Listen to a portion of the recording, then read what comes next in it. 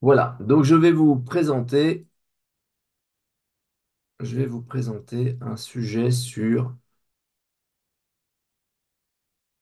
le piège abscon. Bonjour à toutes, bonjour à tous. Merci d'être là aujourd'hui pour les chroniques Mission pour l'entrepreneur. Tous les vendredis, 10h30, en général, deux chroniques dont l'idée est de partager avec vous ce que nous vivons dans l'accompagnement de nos clients, des sujets dont nous pensons qu'ils peuvent vous être utiles dans votre vie d'entrepreneur et que vous retrouvez soit en direct, soit dans les réseaux sociaux, soit sur notre chaîne YouTube facile à trouver, Mission Chassagne et compagnie. On avait déjà parlé, si vous vous souvenez bien, du piège abscon et on va essayer d'évoquer les raisons pour lesquelles on est sujet au piège abscon. Donc, le piège abscon, c'est un problème pour l'entrepreneur, hein. Ça perturbe la décision en rendant la renonciation difficile. On va avoir du mal à arrêter, on va avoir du mal à se dire, tiens, maintenant, il faut mettre fin à l'expérience. Et pourtant, il a une utilité. C'est pour ça qu'il est encore là. Donc, dans un précédent épisode, nous avons eu une chronique sur la manipulation. Donc, c'était la manipulation avec un accent qui était mis sur ce qu'est le piège abscon là-dedans. Donc, on avait vu les 6 éléments qui sont clés dans la manipulation, et puis on s'était mis en plus précisément sur l'engagement, et on avait du coup décrit le piège abscon avec des détails, ses caractéristiques, et puis une stratégie pour en sortir. Tout ça, ça vient des travaux de Cialdini, Influence, qui parle des 6 éléments de la manipulation, la rareté, la réciprocité, l'autorité, la sympathie, le conformisme et l'engagement. Et l'engagement, lui, est bien décrit par Robert Vincent Joule dans son fameux livre Le petit traité de manipulation à l'usage des honnêtes gens, qui doit être chez tous les gens qui ont fait du management dans leur bibliothèque, même s'ils n'ont jamais pu aller sur la fin de cette lecture, car elle est un petit peu, comment dire, c'est un manuel universitaire, donc c'est un, un livre qu'il faut lire. Avec tout le sérieux des études et pas avec la légèreté que le titre laisse supposer. Donc ça, c'était Robert Vincent Joule, qui est un professeur à Aix-en-Provence, et il décrit l'engagement comme, enfin, comme une existence si on pense avoir décidé par soi-même, et que cet engagement est renforcé par son caractère coûteux, son aspect social, le fait que tout le monde sache que vous êtes engagé, et l'aspiration élevée, c'est-à-dire que l'avoir fait pour changer le monde est bien sûr plus fort que l'avoir fait pour gagner quelques euros de plus. Euh, il décrit les techniques liées à l'engagement, l'amorçage, donc demander une première, euh, une première petite demande pour en avoir une deuxième grosse derrière, enfin, pour que la deuxième grosse passe mieux derrière, l'effet de gel, le leurre, le toucher, quand on vient vous toucher en vous faisant une demande, et ben vous acceptez plus facilement, la porte au nez, le pied dans la bouche, donc des termes très très euh, euh, étonnants qui nécessitent chacune un chapitre du livre de Joule. Le press d'analyse, on fait peur et puis après on dit mais non, c'était pour rire et en fait ça, ça a un effet. L'étiquetage qui est toujours très intéressant. Le vous êtes libre de, c'est mieux que rien, c'est pas tout, engrenage, pied dans la mémoire et la dépense gâchée dite piège abscon. Donc ce fameux piège abscon, on l'avait décrit euh, en disant qu'il est porté par une décision libre, comme toujours, donc c'est un engagement public, coûteux, hein, tout ça c'est les facteurs qui euh, euh, renforcent l'engagement, ainsi que le but élevé, mais surtout coûteux. Et on ne gagne pas, et c'est encore plus coûteux. Et là on est pris dans le piège abscon. Alors, les exemples que je lui ai donnés à l'époque, c'était cette expérience où on demande à un groupe A d'investir. Ils ont eu, contrairement à ce qu'ils imaginaient, l'année 1, une lourde perte. Et ils proposent un plan, on leur propose un plan de redressement enfin, en fait, ils vont suivre, ils vont remettre de l'argent dans le plan de redressement. Alors que le groupe B, on leur dit, bah, vous arrivez en année 2. Donc, quelqu'un a investi bêtement et il a eu des lourdes pertes. Voilà le plan de redressement de la société. Est-ce que vous souhaitez investir? Et là, ils disent, mais c'est n'importe quoi. Elle a fait des lourdes pertes l'année 1. Qu'est-ce qu'il y a? Non, c'était une mouche, pardon. Ah oui. Elle a fait des lourdes pertes l'année 1. Elle a un plan de redressement, mais vous ne suivez pas. Donc, qu'est-ce qui a changé entre les deux?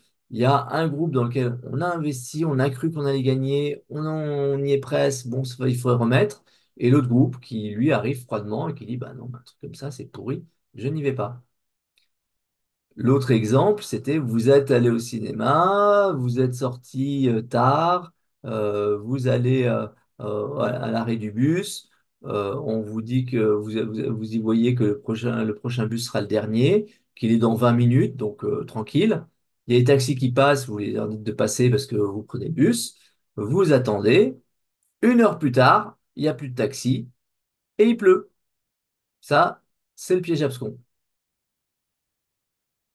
Je vous ai donné l'exemple d'un entrepreneur qui a pris une nouvelle agence très bien placée. L'agence, elle décolle, mais le business ne vient pas du passage, il vient du travail qu'il est en train de faire. Et le loyer est très cher. Et quitter le local, ça a un coût. Et l'entourage nous reproche en plus d'y rester. Donc on est obligé de se justifier en permanence. On essaye d'acheter le local à la place pour se refaire. On n'a pas fait un bon investissement en mettant des loyers là-dedans et on se dit qu'en achetant, ça va être mieux. Donc il va falloir à un moment ou à un autre qu'on revienne à la réalité. Donc les techniques d'évitement, hein, c'est poser une limite, faire le point et quand on dépasse cette limite, éventuellement on accepte de la dépasser, mais en remettant une limite. Voilà, et en conclusion, je lui ai dit que la manipulation, c'était les autres, mais c'était aussi vous-même, et qu'il fallait connaître les techniques, les identifier, et puis mettre en place des stratégies de résistance. Donc là, je vais vous parler de ce qui finalement explique pourquoi on a pourquoi on est si sensible à ces pièges abscons. C'est à cause de l'investissement. Et l'investissement, c'est le fait qu'on va sacrifier quelque chose de précieux pour un bénéfice futur. Alors là, évidemment, la première grande histoire d'investissement, c'est le sacrifice d'Abraham. Donc vous connaissez l'histoire.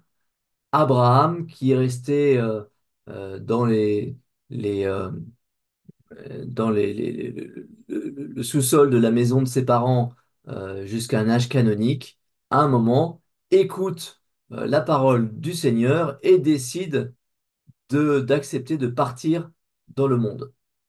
Donc il va partir au loin, il va aller vers l'aventure, il va avoir des mésaventures, il va être attaqué par des voleurs, mais il va réussir à avoir un enfant à 70 ans et avec sa femme qui a elle-même 70 ans. Oui, oui, c'est crédible. Cependant, le Seigneur lui demande de sacrifier son enfant. Et si tu sacrifies ton enfant au Seigneur, eh bien, tu auras un, une descendance énorme qui ne comptera pas, qui sera plus nombreuse que les étoiles, etc. Et là, vous connaissez la fin de l'histoire, c'est que au moment où il va sacrifier, il y a un ange qui lui dit non, non, non, mais pas ton enfant, sacrifier un bélier sera suffisant. Ça décrit très très bien ce qu'est l'investissement. L'investissement, c'est euh, vous allez faire un effort qui va vous coûter parce que vous pensez que ça va vous donner plus. Au passage, vous noterez les super images produites par ChatGPT et quand vous regardez le texte qui est écrit sous le vitrail, ça n'a aucun sens. Mais c'est pas grave, c'est le principe de ChatGPT. Alors, les gens qui font des expérimentations cruelles euh, ont mis en place une expérience pour essayer de montrer euh, qu'est-ce que représentait pour un enfant, enfin la difficulté qu'il y avait pour un enfant de faire un, de faire un sacrifice, de faire un investissement. Donc qu'est-ce qu'on fait? On met des petits enfants face à un marshmallow et on leur dit, je te laisse là 5 minutes. Si tu ne touches pas au marshmallow, tu en auras un paquet. Ce qu'on appelle enfin, vous voyez, ce petit enfant, il est obligé de lutter contre la tentation. Et il y a seulement un tiers des enfants de 4 à 6 ans qui réussissent. On est face à ce qu'on appelle de la gratification retardée. On va être récompensé, mais plus tard. Et en fait, ce qui était dit, c'est que 10 ans plus tard, les enfants le tiers là, qui avaient réussi, avaient des bien meilleurs résultats. Mais en fait, les études montrent que c'est pas seulement les bons élèves, c'est aussi ceux qui euh, ont peur et acceptent bêtement les menaces et l'autorité. Donc c'est un peu plus compliqué que simplement les bons élèves vont investir, etc. Certains vont pas investir, ils vont juste euh, écouter les consignes et ne pas et ne pas les bypasser. Alors, tout ça tient au fait que oui, c'est intéressant d'investir, mais notre cerveau est attiré par le mouvement et le changement. Parce que à l'origine, on est à la fois des chasseurs et chassés, donc on doit être en permanence en train de faire attention à ce qui est autour de nous. Et c'est ça qui fait que on a, on a une envie de passer sur autre chose. Du fait de ce comportement instinctif de traque, on a envie d'essayer, enfin d'arrêter éventuellement ce qu'on est en train d'entreprendre, d'arrêter de, de, de, de, euh, d'investir sur un sujet. Et donc il y a cette tension entre notre comportement de tracker qui dit non mais là il y a un truc mieux, vas-y on saute, on est opportuniste, on saute sur le suivant, et notre apprentissage de Sapiens qui nous dit non non mais il faut rester sur l'investissement parce que c'est ça qui rapporte. Je vous rappelle la grande citation attribuée à Napoléon. Il n'est pas nécessaire de réussir pour persévérer, ni de pouvoir pour entreprendre. Donc, essayer quelque chose avec une possibilité de réussir, ça suffit pour générer de la dopamine. Et il y a des gens qui ont très bien compris ça et qui réussissent à nous accrocher à nos téléphones en nous donnant de temps en temps une joie, une, euh, une vidéo qui est mieux que les précédentes et qui fait qu'on a une dopamine qui nous encourage à continuer parce que je voudrais encore avoir cette sensation. Alors, les cas pratiques de ces, euh, de ces moments où euh, à la fois on veut euh, investir et à la fois on est intéressé à changer, c'est les sujets qu'on aborde souvent avec nos clients entrepreneurs. Par exemple, le problème avec un associé. Avec un associé qui est clairement pas à sa place, qui est clairement s'est révélé ne pas être l'associé qu'on rêve d'avoir, qui nous a tout fait.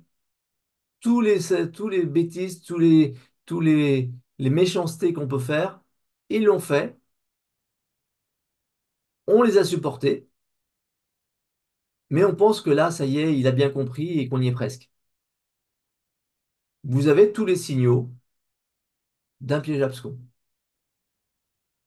Un collaborateur qui nous coûte cher, mais qui va sans doute réussir. Là, non, mais le mois prochain, je pense que c'est le mois où ça va être bon.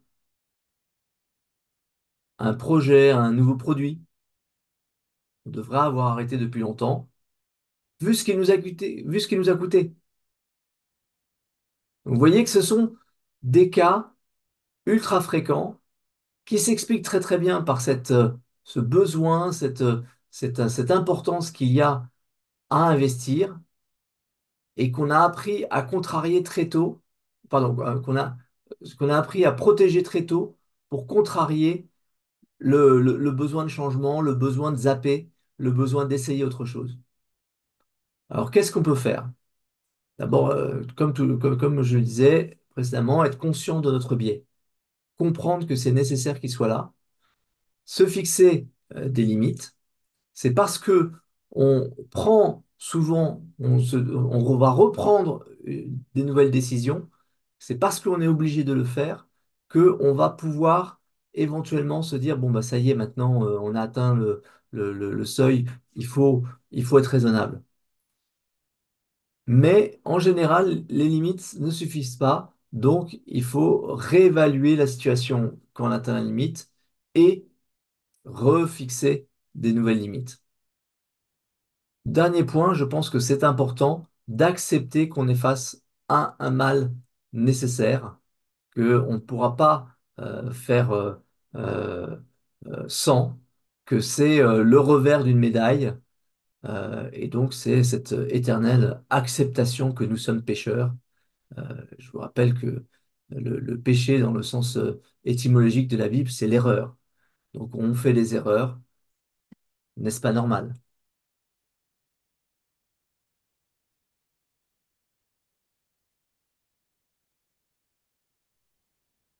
Si Jean-Christophe. Avez-vous des questions ou est-ce que c'est vraiment aussi clair que ça en a l'air? Super clair. Je regarde sur YouTube et je reviens vers toi s'il y a des questions. Impeccable. Moi, j'ai une question.